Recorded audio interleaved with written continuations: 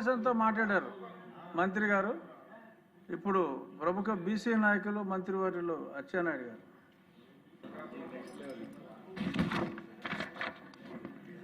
Next level. అధ్యక్ష, ఈరోజు ఒక చారిత్రాత్మకమైనటువంటి నిర్ణయం తీసుకోవడం, ఆ నిర్ణయం సైలెన్స్ ప్లీజ్ శాసనసభలో సైలెన్స్ చర్చకు పెట్టడం, ఆ చర్చలో పాల్గొనడం చాలా ఆనందంగా ఉందని చెప్పి తెలియజేస్తున్నాను అధ్యక్ష. స్వతంత్రం వచ్చింది దేశానికి దాదాపుగా 79 సంవత్సరాలు పూర్తయి మనం ప్రయాణం చేశాం అధ్యక్ష.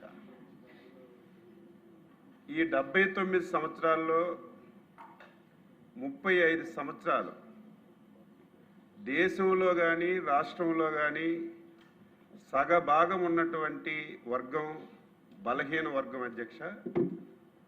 స్వతంత్రం వచ్చిన తర్వాత 35 సంవత్సరాలు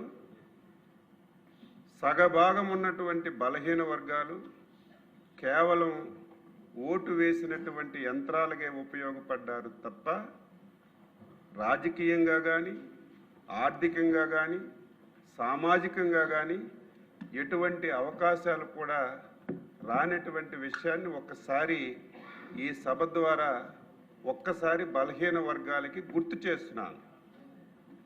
1982 విశ్వవిఖ్యాత నట సార్వభౌములు నందమూరి తారక రామారావు గారు తెలుగుదేశం పార్టీ పెట్టిన తర్వాత బలహీన వర్గాలకి ఆర్థికంగా సామాజికంగా రాజకీయంగా సముచితమైనటువంటి గౌరవం దక్కిన విషయం కూడా ఈ సందర్భంగా తెలియజేస్తున్నాను అధ్యక్ష. 1982లో పార్టీ పెట్టిన తర్వాత మొదటి ఎన్నికల్లో ఆ రోజు వరకు బలహీన వర్గాలు ఎక్కడ ఎమ్మెల్యేలుగా కానీ పార్లమెంట్ సభ్యులుగా కానీ లోకల్ బాడీస్లో కానీ నాయకత్వం వహించినటువంటి సందర్భాలు లేవు అధ్యక్ష. ఫస్ట్ టైం 83లో ఎన్టీ రామారావు గారు పార్టీ పెట్టిన తర్వాత ఈ రాష్ట్రంలో బలహీన వర్గాలకి రాజకీయంలో సముచితమైనటువంటి స్థానం ఇచ్చి ఎప్పుడు శాసనసభలో అడుగు పెట్టనటువంటి బలహీన వర్గాలని చట్టసభలకి పంపించినటువంటి పార్టీ తెలుగుదేశం పార్టీ. పసుపు జెండా అని గర్వంగా సగర్వంగా ఒకసారి గుర్తు చేస్తున్నాను అధ్యక్ష. ఈ విషయాలు ఎందుకు చెప్తున్నానంటే చాలామందికి తెలియదు అధ్యక్ష. తెలుగుదేశం పార్టీ పుట్టిన తర్వాత చాలామంది పుట్టారు. తెలుగుదేశం పార్టీ 4-5 సార్లు అధికారంలోకి వచ్చిన తర్వాత కూడా చాలామంది పుట్టారు. అటువంటి చాలామందికి ఈ విషయాలు తెలియనటువంటివి ఒక్కసారి సందర్భంగా గుర్తు చేస్తున్నాను అధ్యక్ష. అయితే ప్రధానంగా ఈరోజు రిజర్వేషన్లు అధ్యక్ష. ఈ రిజర్వేషన్లు 1987వ సంవత్సరంలో మొట్టమొదటిసారి ఎన్టీ రామారావు గారు స్థానిక సంస్థల్లో బలహీన వర్గాలకి రిజర్వేషన్లు కల్పిస్తే స్థానిక ప్రభుత్వాల్లో అవకాశం ఉంటే బలహీన వర్గాలు అన్ని విధాలా ముందుకొస్తారని చెప్పి 20% రిజర్వేషన్లు ఇచ్చినటువంటి ఘనత ఎన్టీ రామారావు గారికి తెలుగుదేశం పార్టీకి దక్కిందని చెప్పి ఈ సందర్భంగా తెలియజేస్తున్నాను.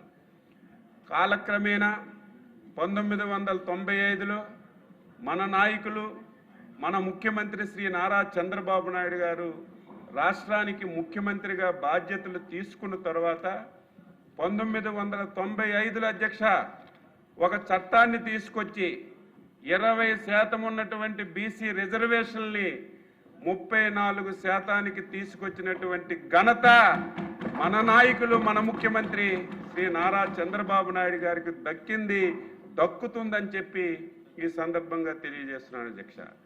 1994 నుంచి 2020 వరకు అధ్యక్ష ఏ ఎన్నికలు జరిగినా ఏ సందర్భంలో కూడా ఎక్కడ ఎటువంటి ఇబ్బంది లేకుండా 34% రిజర్వేషన్లతో ఇటు గ్రామ పంచాయతీల్లో మండల పరిషత్తుల్లో జిల్లా పరిషత్తుల్లో రిజర్వేషన్లు ఇచ్చి బలహీన వర్గాలకి రాజకీయంగా అవకాశం ఇచ్చాం అధ్యక్ష.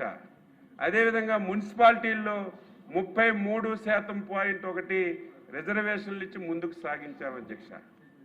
2019లో నేను ఎప్పుడు మాట్లాడినా చెప్తాను, ఎవడేమనుకున్నా ఒక దుర్మార్గుడు ఈ రాష్ట్రానికి ముఖ్యమంత్రిగా వచ్చారు. ఆయన రావడం ఈ రాష్ట్రానికి చెనిపట్టింది. బలహీన వర్గాలకి 5 సంవత్సరాల్లో సంక్షేమం ఇవ్వకపోయినా పర్వాలేదు, అభివృద్ధి చేయకపోయినా పర్వాలేదు, ఏ విషయంలో సహకారం అందించకపోయినా పర్వాలేదు అధ్యక్ష.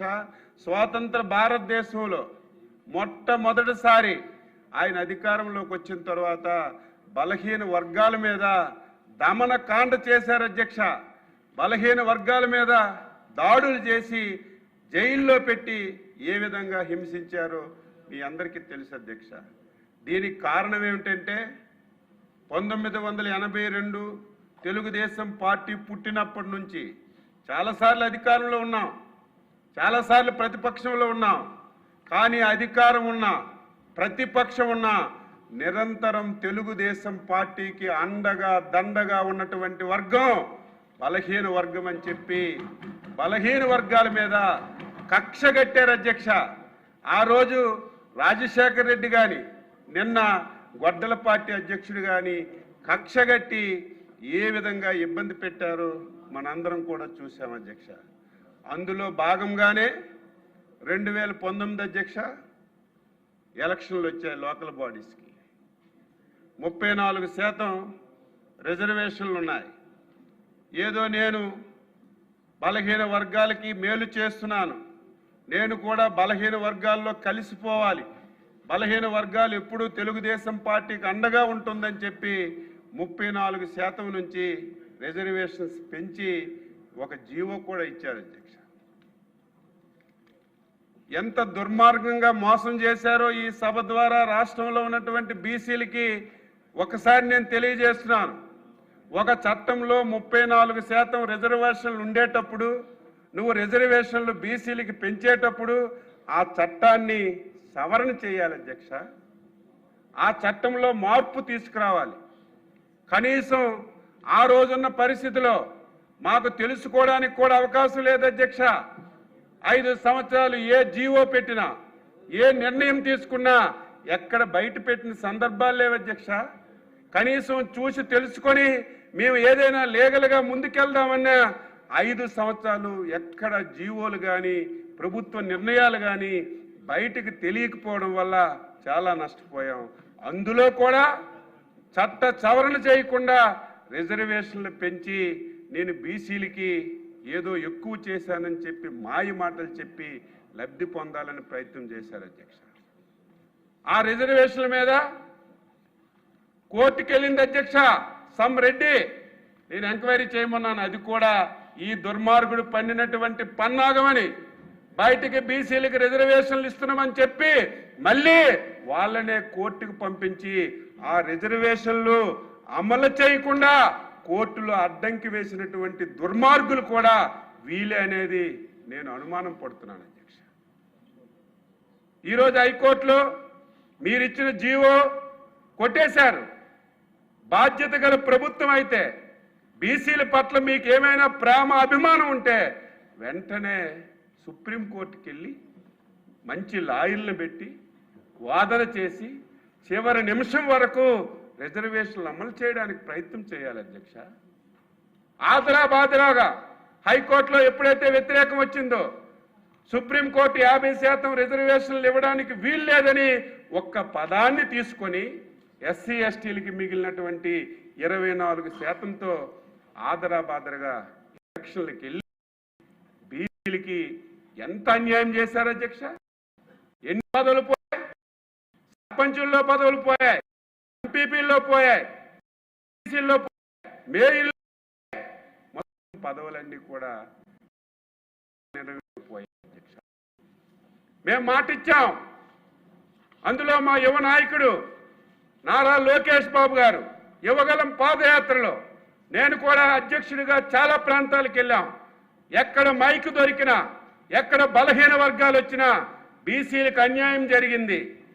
రేపు ఎన్డీఏ అధికారంలోకి వస్తే 6 నీరైనా మేము మళ్ళీ పాత రిజర్వేషన్లని తీసుకొచ్చి ఈ రాష్ట్రంలో బలహీన వర్గాలకి న్యాయం చేస్తామని ఆ రోజు యువ నాయకులు కానీ పవన్ కళ్యాణ్ గారు కానీ ముఖ్యంగా నాయకత్వం వహిస్తున్నటువంటి మన ముఖ్యమంత్రి చంద్రబాబు నాయుడు గారు కూడా బలహీన వర్గాలకి ఒక మనోధైర్యాన్ని ఇచ్చారు అధ్యక్ష. ఎలక్షన్ మేనిఫెస్టోలో ఒకటి పెట్టాం, కానీ ఇది సాధించగలమా, ఏం చేయగలమని చెప్పి చాలా ఆందోళన చెందాం అధ్యక్ష. ఈలోగా సుప్రీంకోర్టు ఒక గైడ్లైన్స్ ఇచ్చింది, యాక్ట్ సబ్ కమిషన్ ఏమని చెప్పి బీసీల యొక్క పాపులేషన్ తెలుసుకోమన్నారు. అదంతా ఒక పక్క జరుగుతుంది అధ్యక్ష. ఈలోగా స్థానిక సంస్థల ఎన్నికలు వచ్చాయి.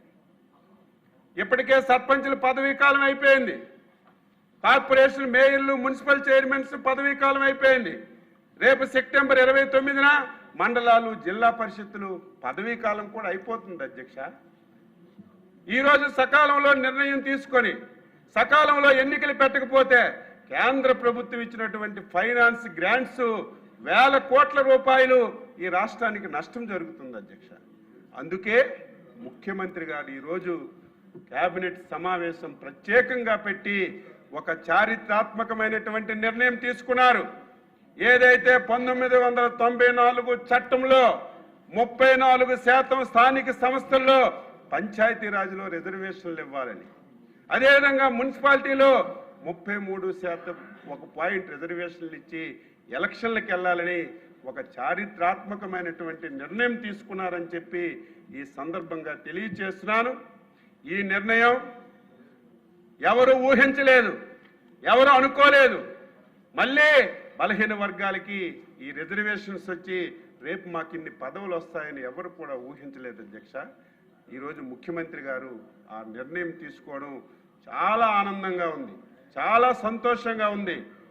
నిర్ణయం తీసుకోవడమే కాదు, రేపెట్టి పరిస్థితిలో అక్టోబర్ నెలలోపే ఎన్నికలన్నీ కూడా పూర్తి చేసి మళ్ళీ స్థానికంగా ఈరోజు బీసీలకు అధికారం ఇచ్చే కార్యక్రమం తీసుకోవడం చాలా సంతోషం అని చెప్పి ఈ సందర్భంగా తెలియజేస్తున్నాను. దీంతో పాటుగా ఈ రాష్ట్రం అధ్యక్ష అడ్డగోలుగా జిల్లాలు విడదీశారు, 26 జిల్లాలు చేశారు. పాతగా 13 జిల్లా పరిషత్తులు చేశారు. ఆ ఊర్లో ఉన్నవాడు ఈ జిల్లా పరిషత్తుకి రావాలంటే కష్టం. ఈ జిల్లా పరిషత్ మీటింగ్కి వస్తే అధికారులందరూ ఇంకొక జిల్లాల్లో ఉన్నారు. కనీసం ఇంకిత జ్ఞానం ఆలోచన లేకుండా ఇష్టానుసారం చేశారు అధ్యక్ష. మేమందరం చెప్పాం.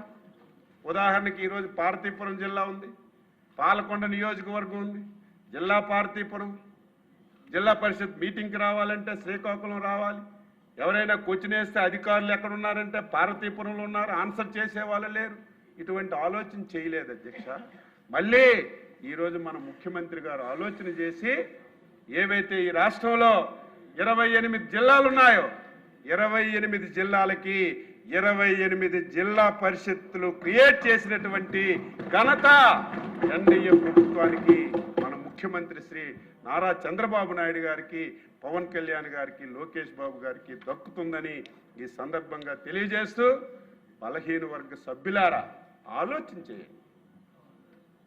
ఈ పార్టీ ఆ రోజు తెలుగుదేశం పార్టీ కానీ ఈరోజు ఎన్డీఏ కానీ బలహీన వర్గాల పునాదుల మీద పుట్టినటువంటి పార్టీలు.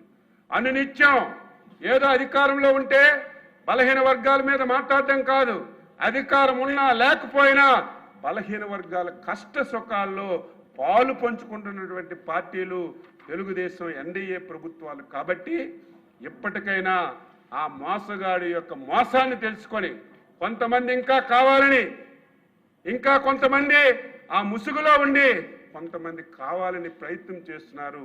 ఎప్పటికైనా ఇది మన సొంత ఇల్లు, మన సొంత పార్టీ తెలుగుదేశం ఎన్డీఏ. కాబట్టి రేపు ఎన్నికల్లో ఈ నిర్ణయానికి మీరందరూ స్వాగతించి ఈ రాష్ట్రంలో అన్ని మున్సిపాలిటీలు, అన్ని జిల్లా పరిషత్తులు, అన్ని కార్పొరేషన్లు ఎక్కడ ఏ ఎన్నిక జరిగినా ఎన్డీఏ ప్రభుత్వానికి మీరు ఆశీర్వదించి గెలిపిస్తే ఈరోజు బలహీన వర్గాలకి మేము తీసుకున్నటువంటి ఈ నిర్ణయానికి ఒక అర్థం ఉంటుందని చెప్పి తెలియజేస్తూ, మరొకసారి ఒక బలహీన వర్గాల బిడ్డగా తెలుగుదేశం పార్టీలో ఇటువంటి చారిత్రాత్మకమైనటువంటి నిర్ణయం తీసుకున్నటువంటి నిర్ణయాల్లో ఒక సభ్యుడిగా ఉండి బలహీన వర్గాలకి ఈ శ్రమమైన నిర్ణయం తీసుకోవడం చాలా ఆనందంగా ఉంది. మరొకసారి రాష్ట్రంలో ఉన్నటువంటి బలహీన వర్గాల తరపున ముఖ్యమంత్రి చంద్రబాబు నాయుడు గారికి, ఉప ముఖ్యమంత్రి శ్రీ పవన్ కళ్యాణ్ గారికి, మా యువ నాయకులు నారా లోకేష్ బాబు గారికి మనస్ఫూర్తిగా శుభాకాంక్షలు, అభినందనలు తెలియజేస్తూ ఈ అవకాశం కల్పించిన మీకు ధన్యవాదాలు తెలియజేస్తూ సెలవు తీసుకుంటున్నాం. జై హింద్. చాలా బలహీన వర్గం అన్నారు కానీ మీ అంత బలంగా ఎవరు లేరు, అంటే శారీరకంగా. పొల్లు రవీంద్ర గారు. సార్ అధ్యక్ష, ధన్యవాదాలు అధ్యక్ష.